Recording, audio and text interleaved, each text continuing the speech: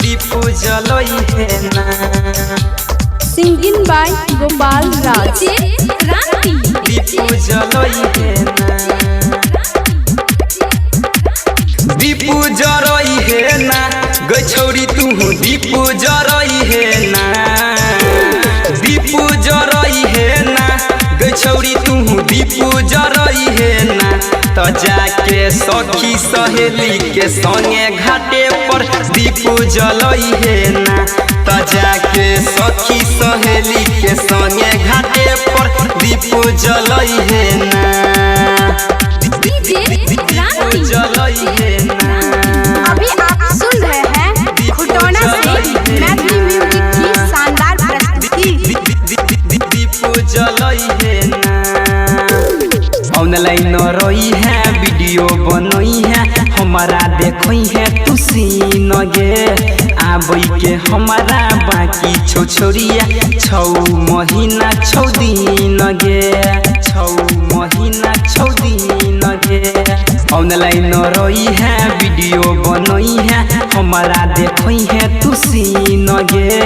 आबई के हमारा बाकी छौ छोरिया 6 महीना 6 दिन गे। पटाखा जलई है ना गे जानू छुर छुरी जलई है ना। पटाखा जलई है ना गे जानू छुर छुरी जलई है ना।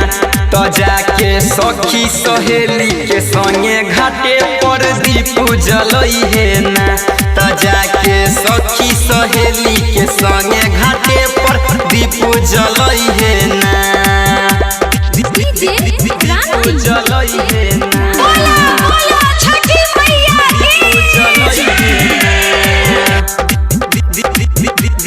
दीपू जलई है ना। मैया के पूजा मन से तू करी है पूरा है तो हर श्रद्धा गे। परवीन गोपाल बगले में देखही उड़बै छै खूबे गरदा गे। उड़बै छै खूबे गरदा गे। मैया के पूजा मन से तू करी है पूरा है तो हर श्रद्धा गे। दीपक परवीन बगले में देखही उड़बै छै खूबे गरदा गे। नारियल चढ़ई है ना गे छौरी तू अरग देखई है ना। नारियल चढ़ई है ना गे छौरी तू अरग देखई है ना। तो जाके सखी सहेली के संगे घाटे पर दीपू जलई है ना। तो जाके सखी सहेली के संगे घाटे पर दीपू जलई है ना।